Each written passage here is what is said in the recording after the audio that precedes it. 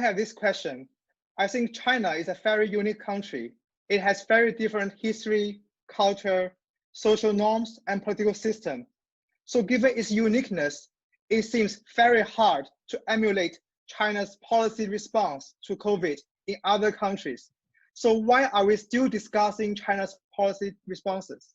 I think there are important lessons that we can learn from China in general. And actually, there's a lot of work going on now to try to see what aspects of China's recent economic development can be usefully transferred to other settings. And so I think that's an interesting discussion. And I think actually China will also learn a lot itself from that kind of exchange and thinking about which aspects of its development can be relevant for other countries.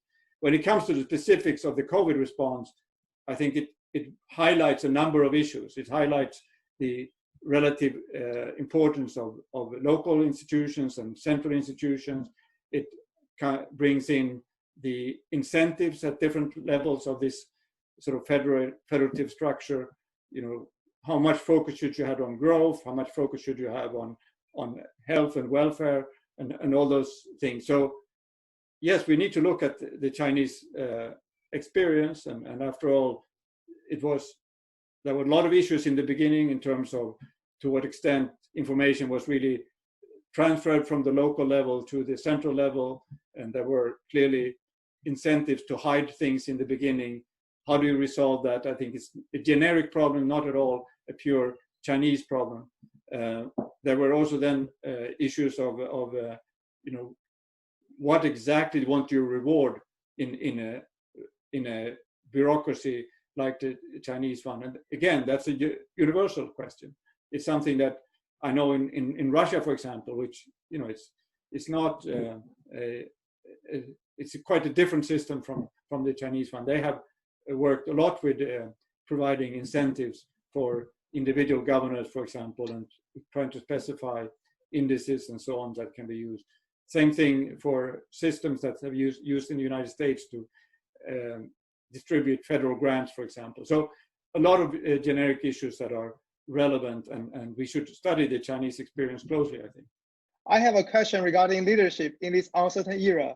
So I think more and more people realize that decisions made with perfect information is impossible.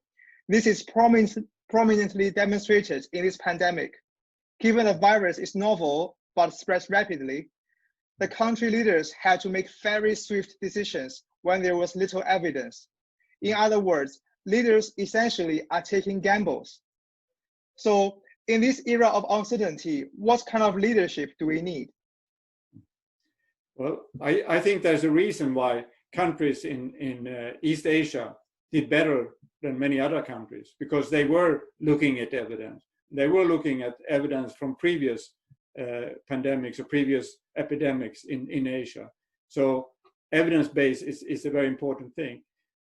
The other aspect of leadership that I think comes out of this is the need to be transparent and so China was very quick in sharing the scientific information on the virus, for example, and that benefited the whole world.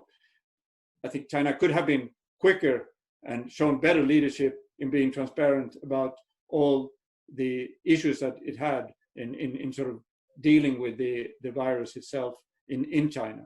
But again, you know, China has learned a lot from this. I think there's been clear accountability. That's another aspect of leadership that is quite important.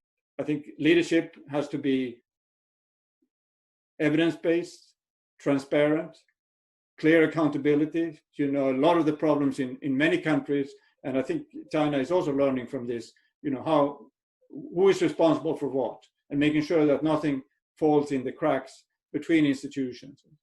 And probably the last thing, and here I think we all have to learn a lot of lessons, is how we create a process that is inclusive, making sure that everyone who should be involved is involved in formulating these policies.